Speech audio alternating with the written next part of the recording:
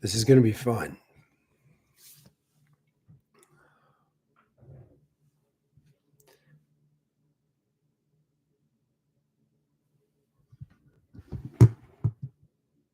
I barely know where to begin, y'all. Last week, I did something a little different. I received guidance to empty more fully during the class. I've often channeled, I tried to channel during clear moments.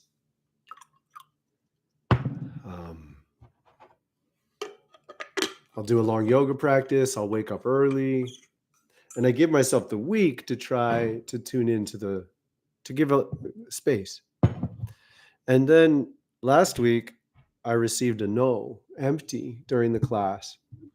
Teach you the things I'm being taught. Every week, all the time, I'm being taught in ways that are, honestly, I love it. It's so much fun.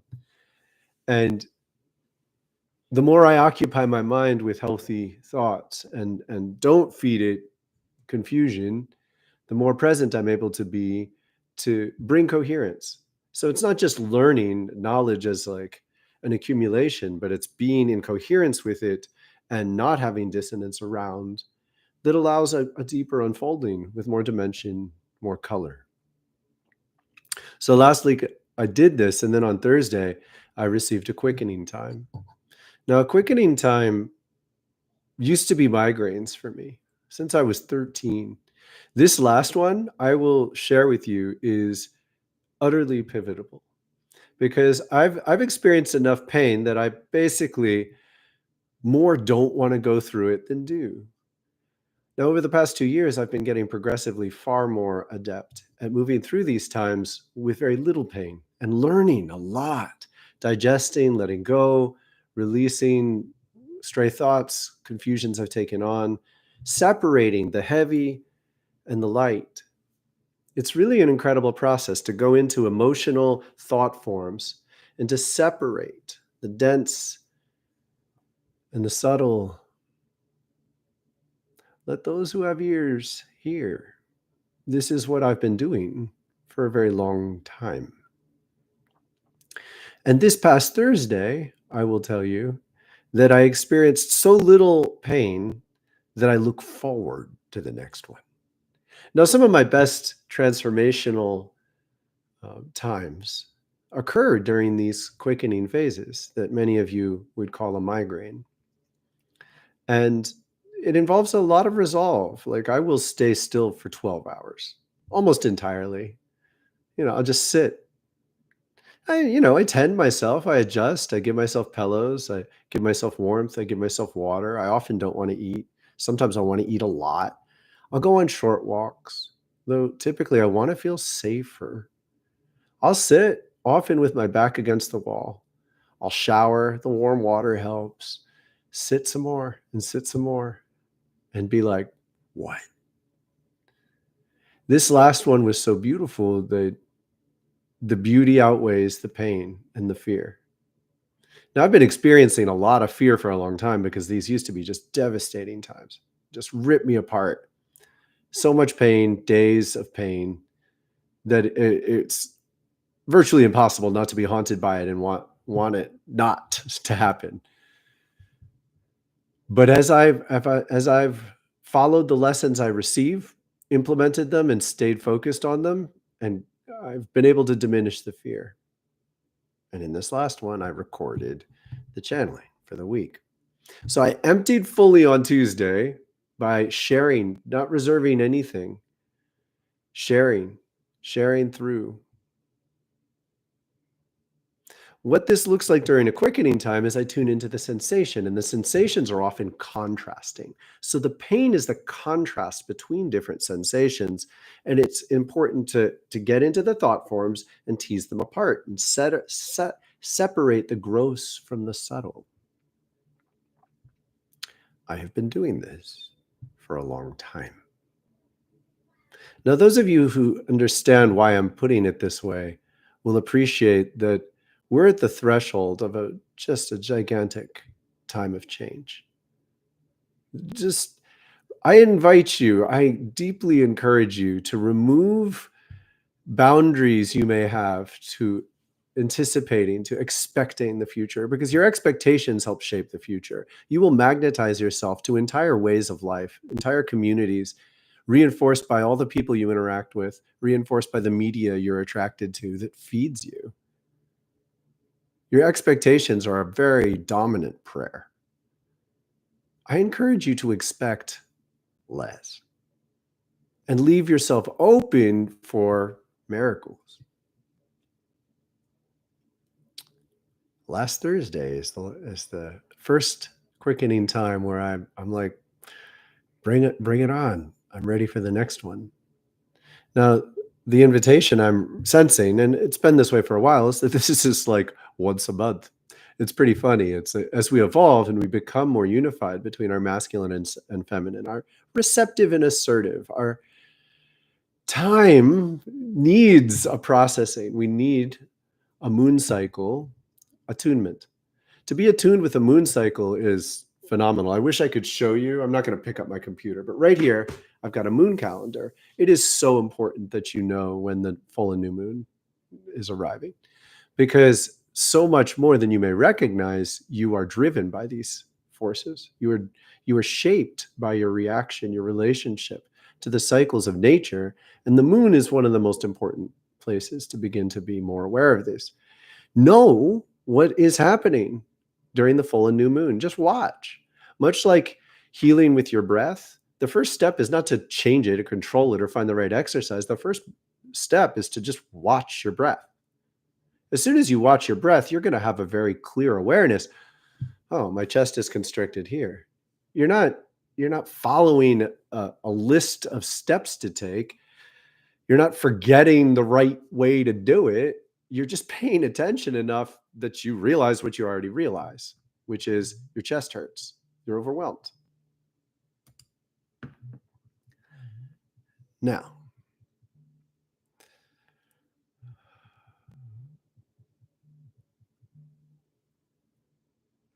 when you learn vibrational attunement, you learn to become a being that is closer to unified between what many of you think of as masculine and feminine. And what this means is you are aware of the presence of your thoughts. So it's very next level. You're able to feel them.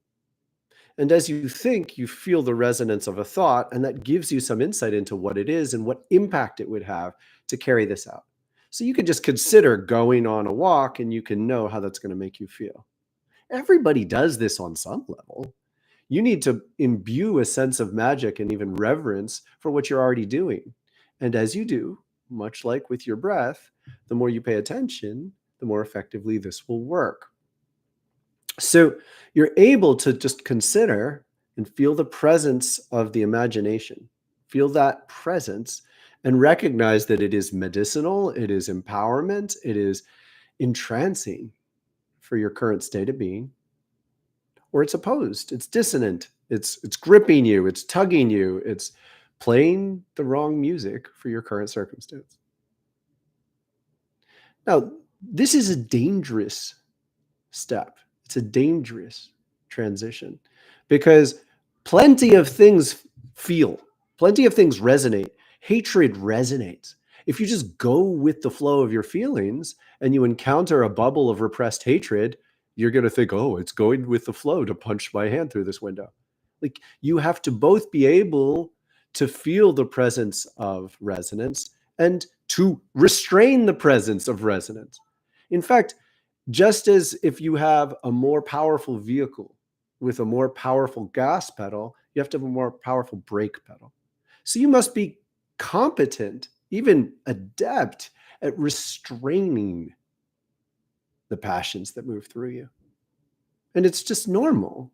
You don't get carte blanche to just keep going with whatever you feel. Now, the reason this is kind of in our lexicon is that when someone has repressed their feelings for a long time, you could go through a significant phase of like, go with the flow, follow your feelings, and it's medicinal. And so many people repress their feelings a lot that we can have stories. It can be in our movies and even in our cultural kind of way of understanding that, yeah, man, you should just let yourself feel. You need both to keep this, to stay alive in these ways. You need to be able to both access deeper feeling, keep your attention there, and then restrain it when waves of intense feeling come to the surface that are not the right way to move. They are opposed to your mental values. Now, sometimes you will be in the throes, in the intense movement of energy, and you need to say no to it. You won't be able to navigate by recognizing that it's dissonant. You'll feel so much passion in one way or another, and that passion is consuming. It's all you're feeling on a very literal sense. It's all you will be feeling, and you have to stop it. And you can't do that unless you have a moral center of some form, that it's like, it's an inner navigation process that says, look, at the very least, like, try out the 10 commandments. They are great. I have tried opposing them. Does it go well? Like, experiment around a little. It doesn't, there's a poison to not following these basic no's. Like, you have to have programmed in you the things you will not do, even if your passions move you to do them. And if you haven't practiced this, if you don't reinforce this, if you just oppose it because you don't like being controlled, and there are other ways religion controls too much, there obviously are, well, then you're throwing the baby out with the bathwater. We're just preparing for where this goes today.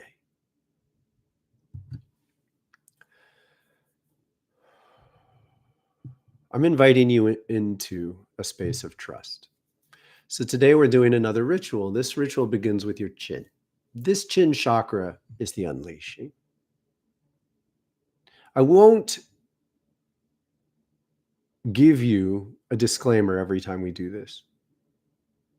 I ask you to take responsibility for each other. Watch out if someone doesn't seem to have gotten the message. This is deep magic.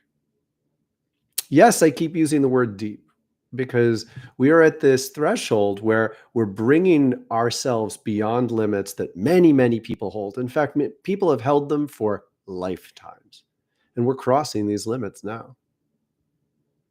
I want you to maintain the perspective that this is a depth that needs to scare you.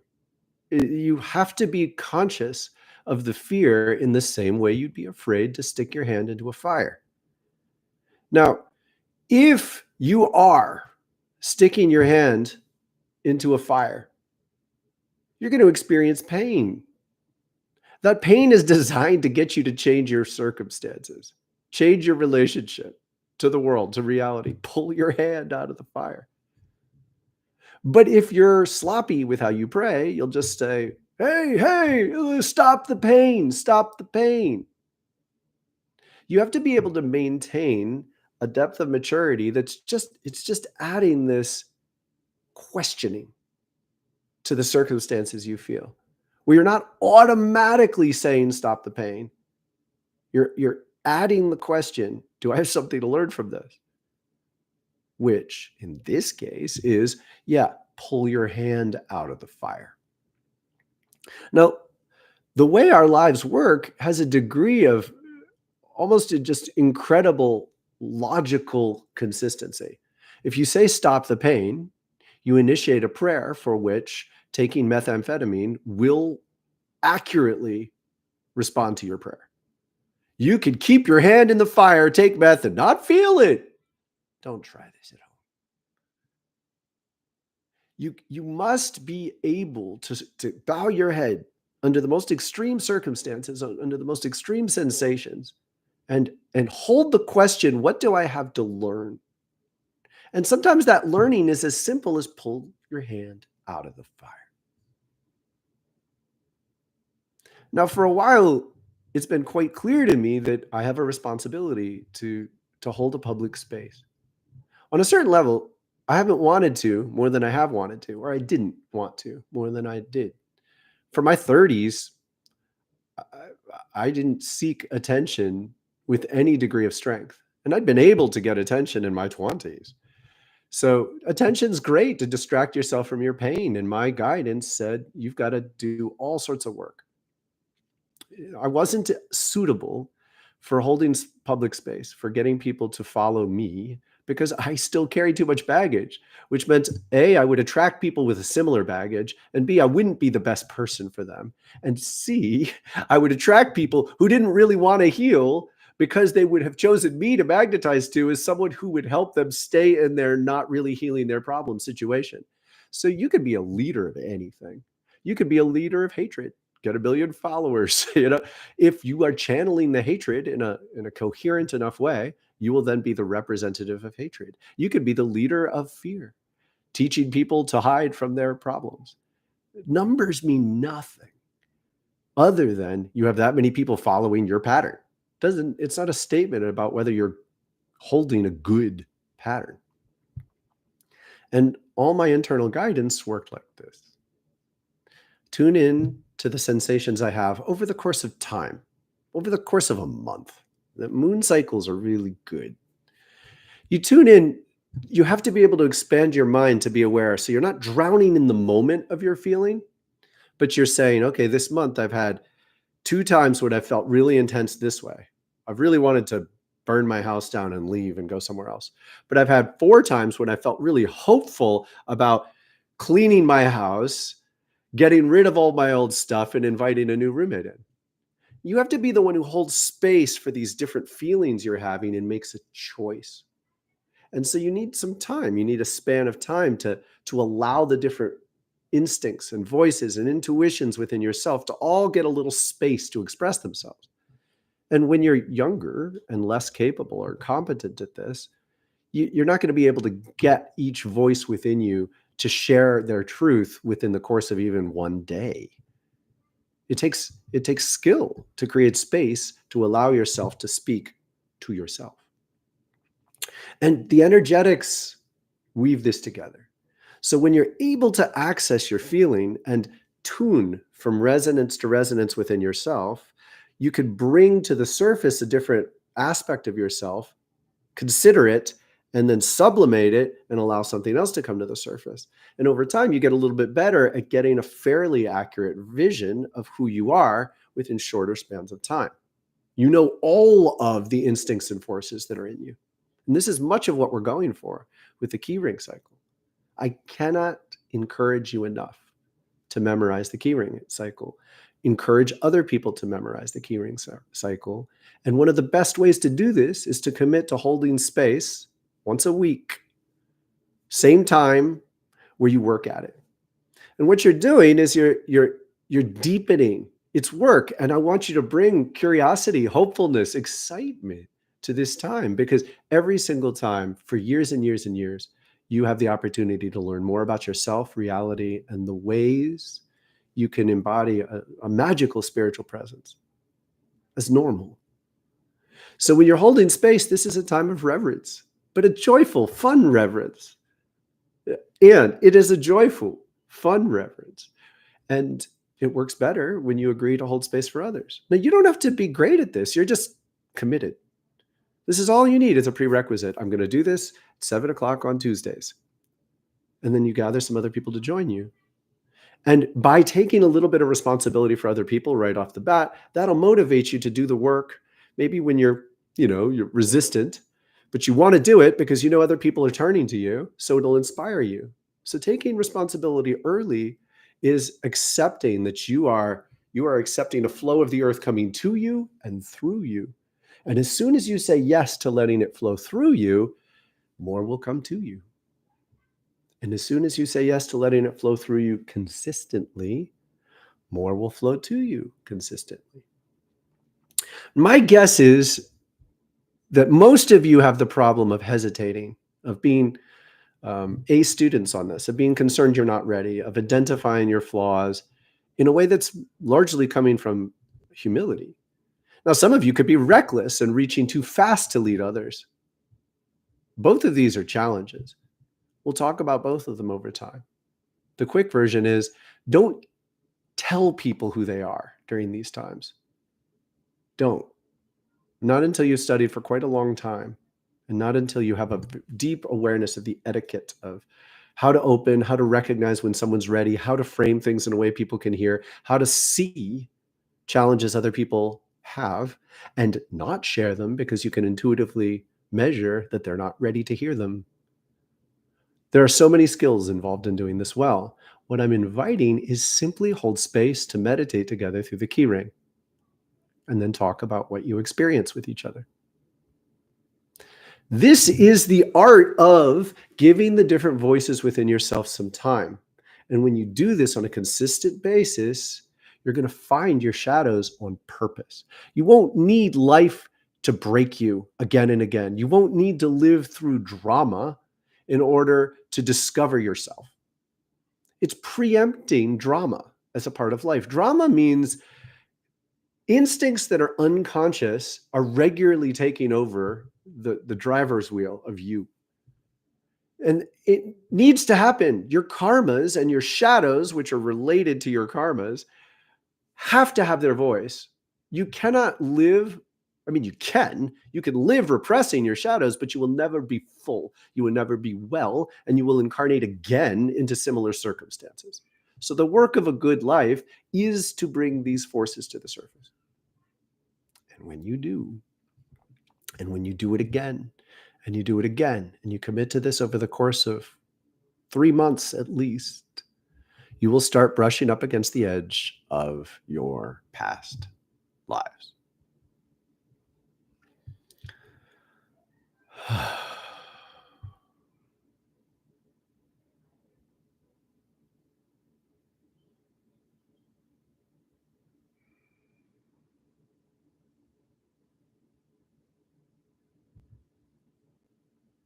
Now I'm following a very bright resonance that's keeping me well through this.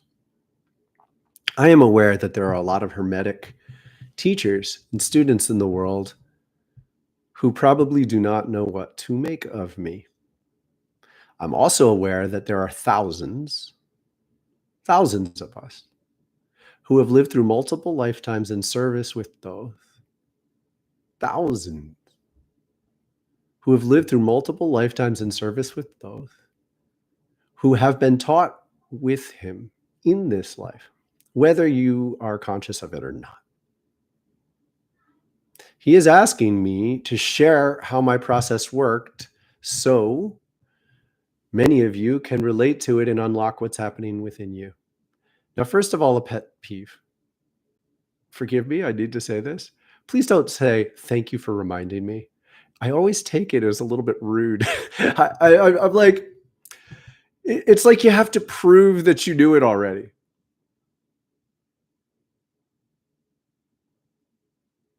Come deeper. I was a profound student. I loved to learn. My parents were academics. I loved learning on my own. My parents taught me directly, trying to raise my seat here. Here we go. My parents taught me directly. So I would just ask them questions, ask them more questions. I consumed spirituality, history, culture, politics. Loved it. When I got out of college, I took it much more prominently into sort of a new age esoteric studying, but often at more academic teachers. I really, really appreciated Rupert Sheldrake, the holographic universe, Carolyn Meese. Teachers who were beyond what many, even most academics would accept, but they came from very intellectual backgrounds with enough knowledge to frame things in a way that is valuable. It is necessary to bring your mind into the depths so you can ask questions. Now I'm going to give you one more preparation concept before we go deeper, and we are laying the foundations. And I'm going to invite you to return to your chin during this. We are invoking trust. I am taking you past limits that you may understand, and I want to do it intentionally. I cannot prevent you from hopping in and out of this video. I'm not going to keep being worried in a way that would undermine what I'm sharing, but I will say now, and I will ask you to repeat it to yourself and to others. If you have trouble with any pieces of knowledge you receive from me, study more. If you run away with a piece, a 3-minute chunk of what I've said, one point you remember, and you get a little spun out by it, come back, learn more. If you identify this work, this place, this community, me, with the degree to which you get spun out, and yet you don't come here and receive the medicine, the guidance, the grounding, the coherence to help you cope with these intensities, I can't be responsible for you. I'm not there. And it's not my job to take responsibility for people who are kind of reckless with their mind and decisions and thought process. I'd like this to be part of our ethos. A little bit tougher love here. Like, you're out there on your own. You got to be. This is the way it works now. So take responsibility for yourself. I'm inviting you to hold your chin, keep it, and build in trust, because we're going deeper.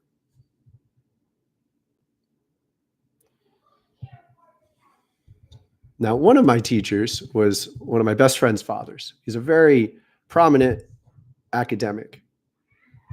He was actually in the Colbert Report, interviewed about his work studying psychic phenomena. He was hired to evaluate the Princeton Psychic Research Group's work. So he was brought to them to take a look at their standards, because they're studying some of the most amazing phenomena in the world.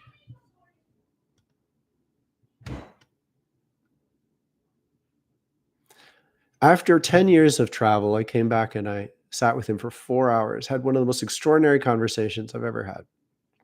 And he said, one of the biggest challenges in going deeper with psychic paranormal phenomena is that so many people say no to all of it. Even in academia, most institutions are saying no to all of it. Much of the research is very, very rational, proving psychic phenomena exist. But as you rest on it, you have to get really good at asking all sorts of questions people are not accustomed to asking.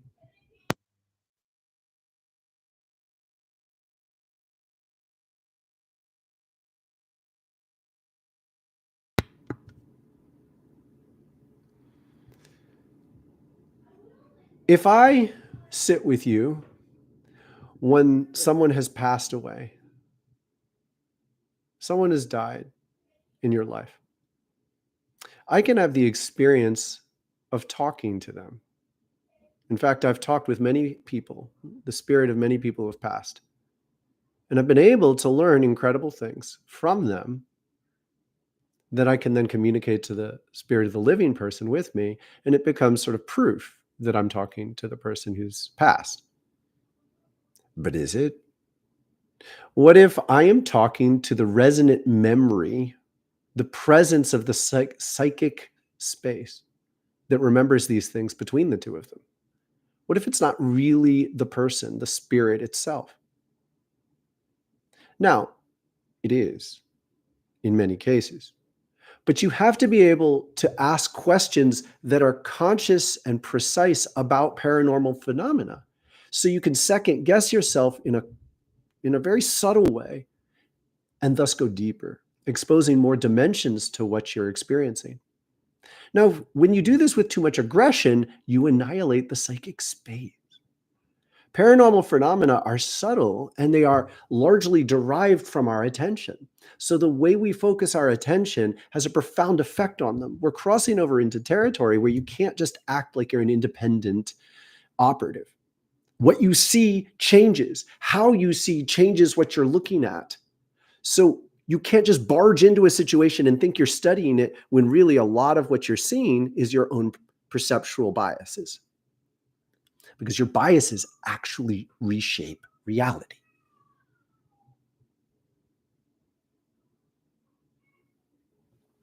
And for this reason, I was taught in a very interesting way in this lifetime. At 30, I was invited to let it all go. 20 boxes of books, hundreds and hundreds and hundreds of CDs. Cut the cable to my television completely, let it go.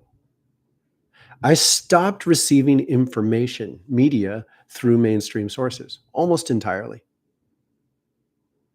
I didn't study through books because I was hearing guidance. And the challenge had been that I'd been hearing guidance for 5 years by that point. The challenge was put your trust in it. And from this point on, for the next 6 years or so, I learned incredible things, had really deep visions, and much of them did not make sense to me. I had never found Hermetic traditions in this lifetime. Hadn't read the Kabbalion, hadn't read the Emerald Tablets, hadn't studied the Rosicrucians. Didn't get there through books. And thus, when I learned, I was taught. Basically, I would learn about a phenomenon. It was beautiful. It would be coherent. It would be present. It would be clear. If I argued with it and doubted it, it became a wall. I wouldn't get any more because I wasn't resting on what I'd learned. Once I thoroughly embraced it, I would usually get an even deeper layer of guidance that would start to teach me how to integrate it. And once I integrated it, it would become enough of who I was that I could actually reach into new concepts, new awareness, new perceptual frameworks, new depth, and to start to see color where there hadn't been color.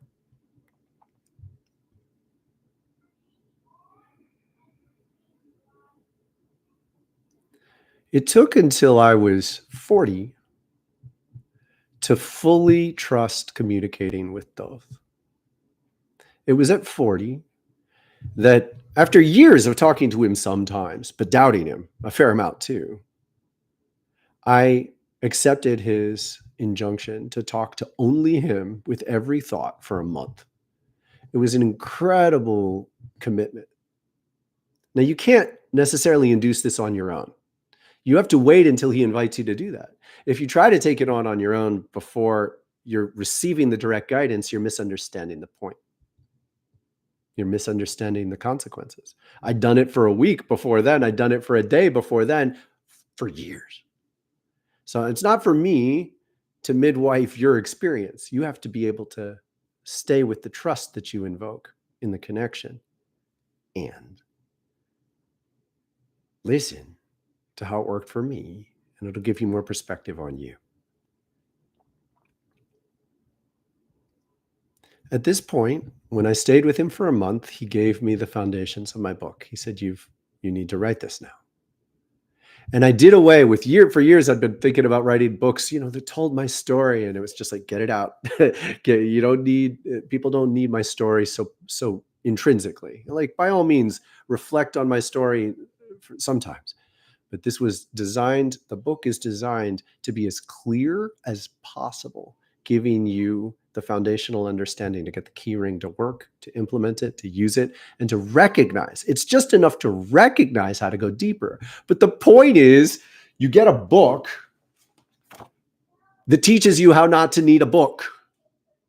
Please understand that. There is the last 13 pages with 12 full pages on each chakra and one overview of the key ring. I could write a book for each of those pages, but it would be missing the point.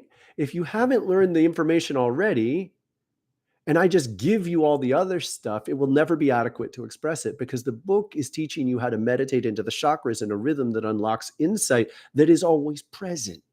If you can get there on your own, haven't I given you a better gift than to compile this many books of information that prove that I can get there myself? No, I want you to be able to do it. And more importantly, so does the entire temple. Now, when I say the temple, we're with many beings. Some of you may experience Thoth as not just one being, because he is holding space for an entire committed community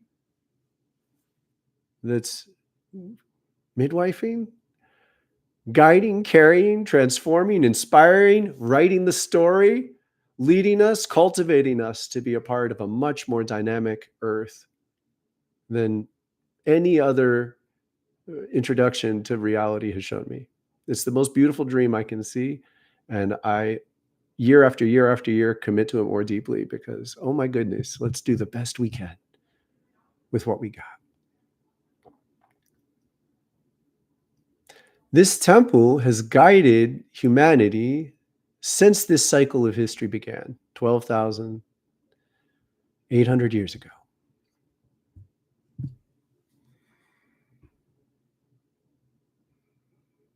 Periodically, there have been channelings that teach us critical, core, deep ranges of insight and information. The Kabbalion and the Emerald Tablets and the Emerald Tablet. When I was 42, I had a little baby boy in my life, my son, Benjamin. I was introduced to the Emerald Tablets then. It was astonishing. Now, it doesn't matter what I'm not. What I'm doing is telling you what happened. I'd been taught so much of this information within. It was so deeply affirming and confirming that my process made sense. I was so out there on my own. I'd trusted spiritual insight, rested, integrated, trusted more spiritual insight, rested, integrated for over a decade. I felt like I was completely out of touch with the rest of the world. And then I turned around and I'm like, oh my gosh, all these people are paying attention to something that grounds it. And it's been here for over 100 years.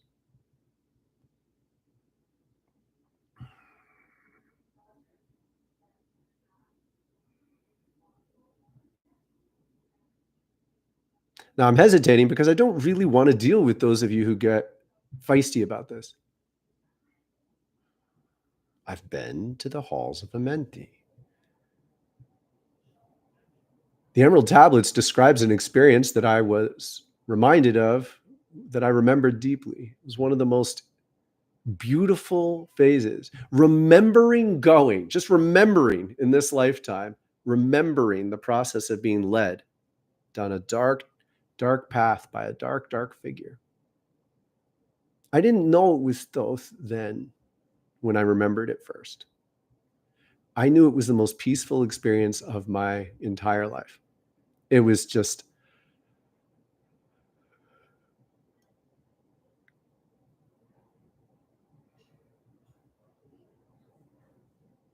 now I have to tell you, there's a presence here that thinks they're going to win by hurting me. And I want to speak to it because I need your support just in framing it. There's a presence that does see a degree of what we're doing here. And it's interpreting it through a rivalry paradigm. Now, a rivalry paradigm is very limited because we're weaving with the web of life here. We're weaving a crystalline consciousness grid on the earth that extends humanity to be the hands and the heart of the earth herself. If you interpret reality through a rivalry pattern, what you're doing is you're taking the intensity you encounter and you're trying to invert it and then create something with that inversion. It's deeply flawed. You are utterly parasitic to the other force. It's as disempowered as you can be in a certain really present way. You are completely empowered by your inversion of the other force. I am teaching those who consider themselves to be my enemy because you want to be freed from this. Invoking the greatest intensity is simply a way to bypass whatever your problems are. When you live in a reality where you're just trying to invoke as much intensity as you can, and it's amoral, you're fundamentally transactional, you're just going through reality, you could be very smart, you can have a lot of awareness and intelligence in this approach, but it's very stunted and very limited because you're permanently avoiding your deeper spirit. You're permanently avoiding your karma. And in fact, you're essentially living on top of a paranoia that if you slip too far and you lose to the people you're constantly fighting with, you're going to drown in blackness.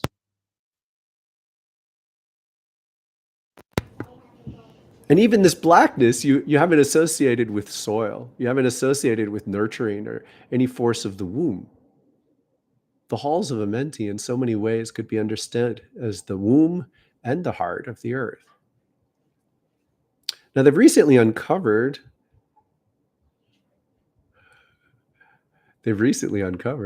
just this vision, this LiDAR, this technology showing us that there are halls carved beneath the pyramids. These are also often called the halls of Amenti. They're designed to attune people to the heart of the earth. It works very well. They're designed to channel energy from the heart of the earth up through the pyramid. And then as you are able to attune in this way, you can go into the other pyramid and attune to the heavens. The freaking eyes on the dollar, people. The point is that for thousands of years, thousands of us were going through these rituals to tune with the heart of the earth and to realize that what the mainstream reality called evil, down, was a bit of a psychological trick. Now, it's a brutal trick.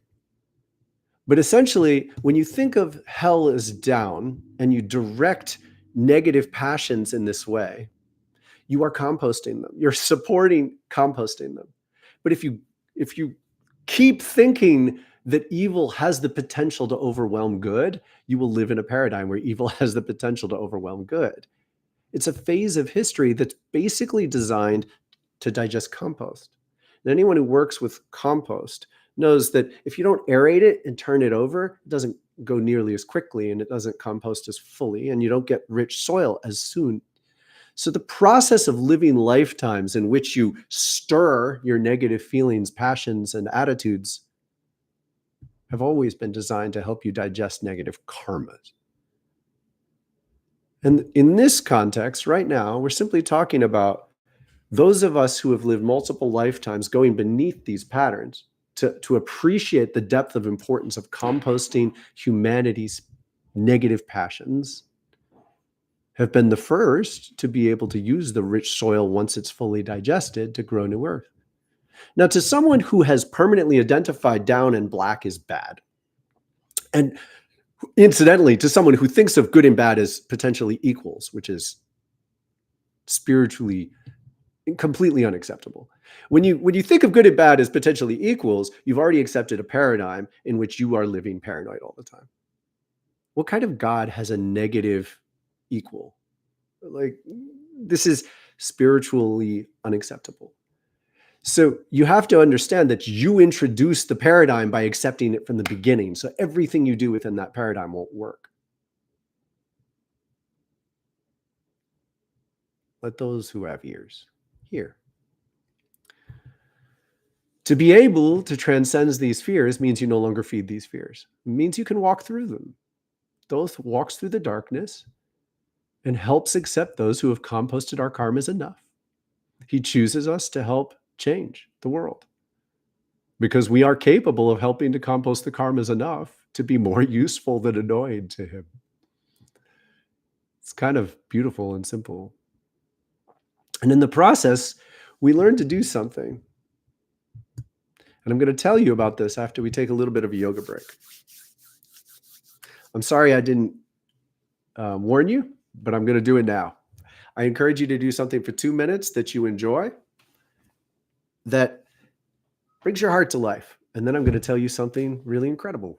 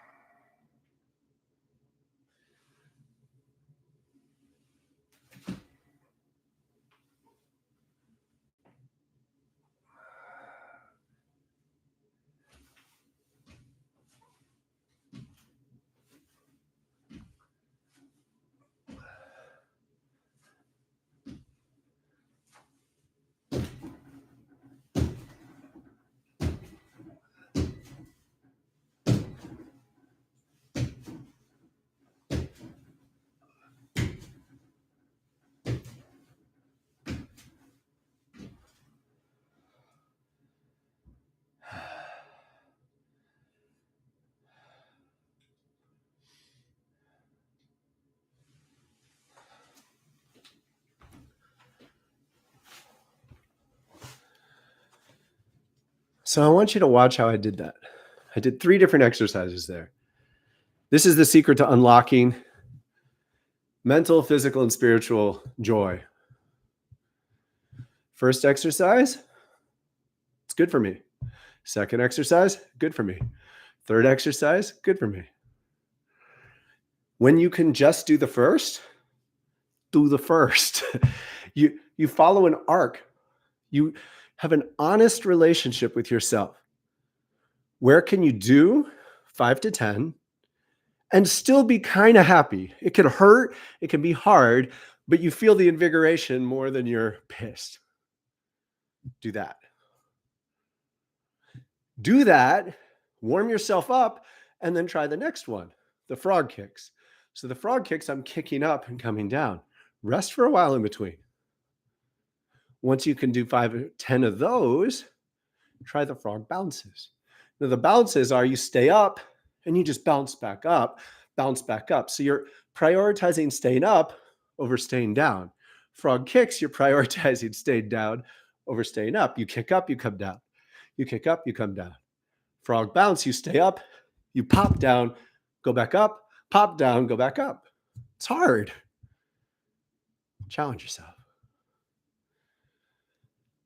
A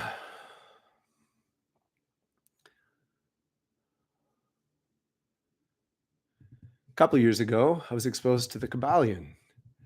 I was subtle enough that I would see it. I knew plenty of people studied it by that point, and I would just ask internally, should I watch that? And they'd say no.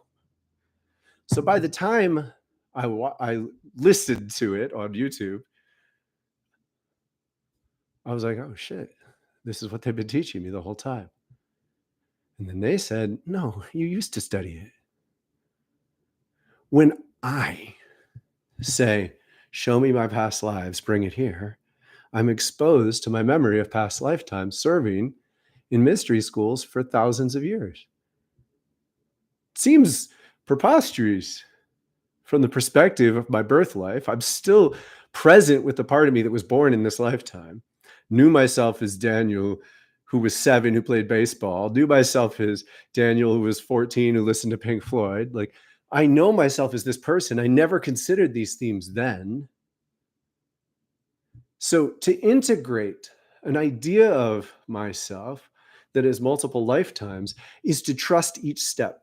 When I'm handed a memory of walking down a dark path led by a dark figure into the most peaceful experience of my entire consciousness, I have to rest on that. If I argue with it, I can take as much energy as it has to offer me. I can take all that energy and argue with it. Eventually, I could zero it because aspects of ourself feed us a certain amount of energy. If I use that energy to invert it and just fight with it, I could potentially zero it and get nothing from the equation and lose time, because it takes time to zero things in this regard. So I'd live a worse life. This is the same thing people are doing when they encounter an intense truth, an intense teaching, an intense form of consciousness, and their first reaction is to fight. I want you all to appreciate, I have to put up with something, I have had to put up with something that, it's a substantial reason not to do what I'm doing. I don't really like it when people show up, they ask for advice, and then they argue with my advice. I don't particularly like it when people pay me, ask for guidance, and then argue with my guidance. To a point. But if you're going to argue with me, pay me. It's work for me to argue with you. I don't owe you anything just because you're unsettled by this. I don't owe you a damn thing. Take responsibility for yourself. If you're just trying to invert this energy because it has a profound effect and you are scared of life having a profound effect on you, take responsibility for that.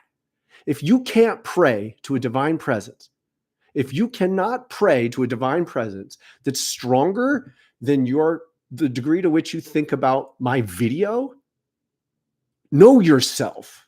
Know yourself as the person who can't trust enough to get out of how this video happens to be affecting you.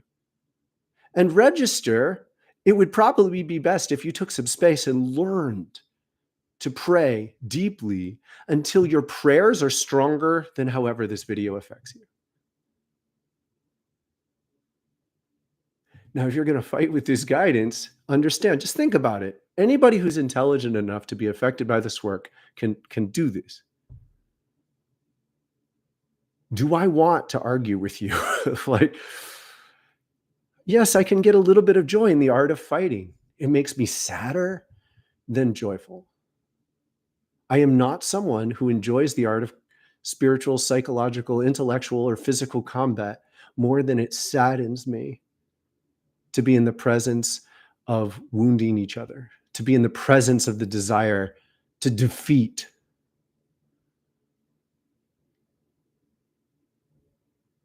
Let those who have ears hear. So it seems remarkable, it is remarkable, but of all these three, the Kabbalion, the Emerald Tablets, and the Emerald Tablet, I've waited until now to take a look at the Emerald Tablet in this lifetime.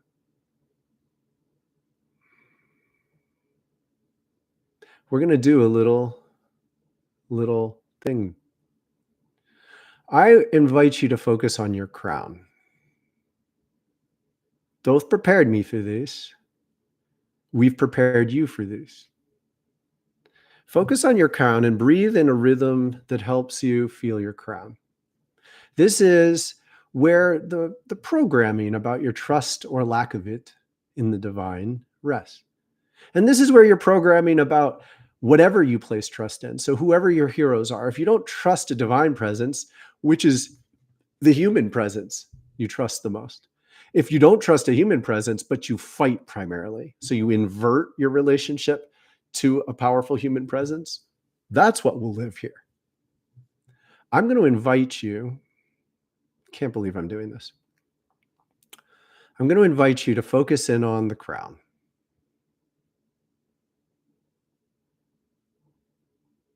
And abstractly open your awareness to the sense that there may be a presence here that is unhealthy for you.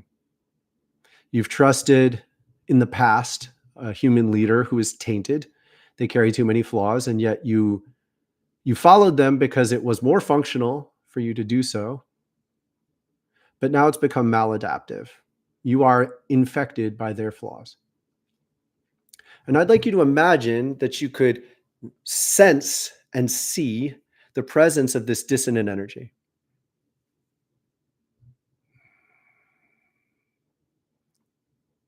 Now, I'd like you to imagine that we are sitting around a fire. We're in a circle. Our consciousness is in a circle, and you could actually think of it as a sphere, to be honest with you. And in the center is a fire.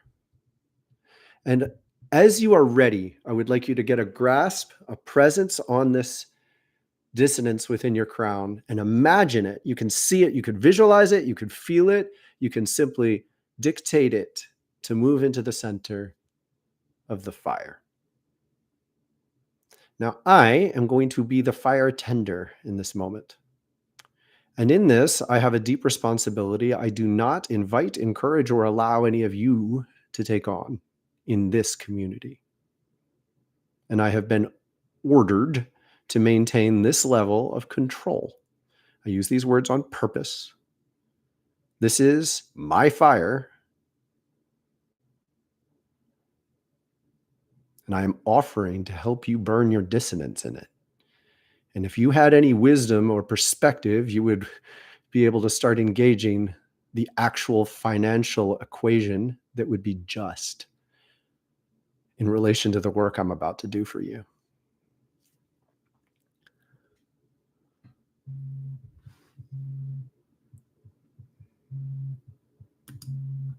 Now, for the next minute, I am going to do something.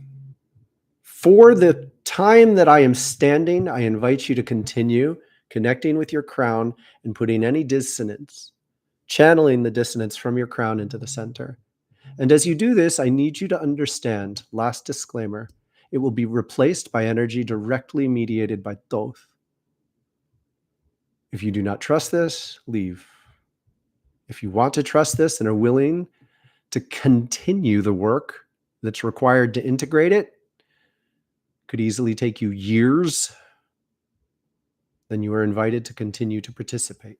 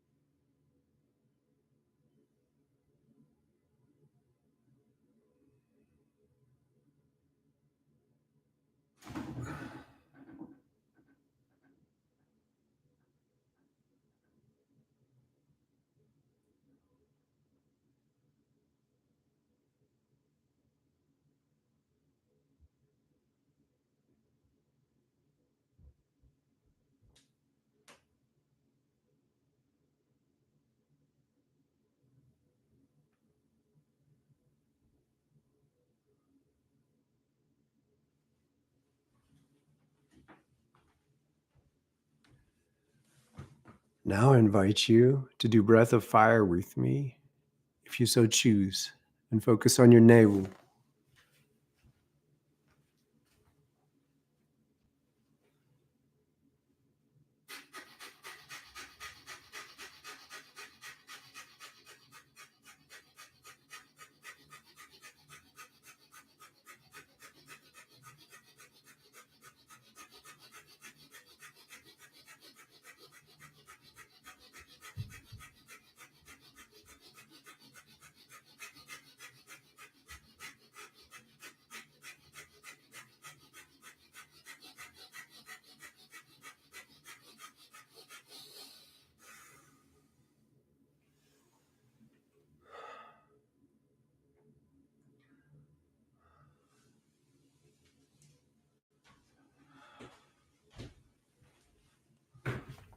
Golden liquid light to feed my mind.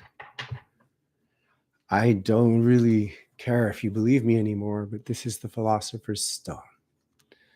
The key ring, processing, separating the subtle from the gross, separating spirit from soul, taking apart the energies of thought forms that have been created through a misalignment of spirit and soul. They exist. Thought forms exist, and they exist within you. And once you access the ability to trust this reality enough to be fed by attuned energies of the earth, you then have the spiritual leverage to transmute these other energies. And it's golden liquid light transmutes anything into golden liquid light. This is it. This is it.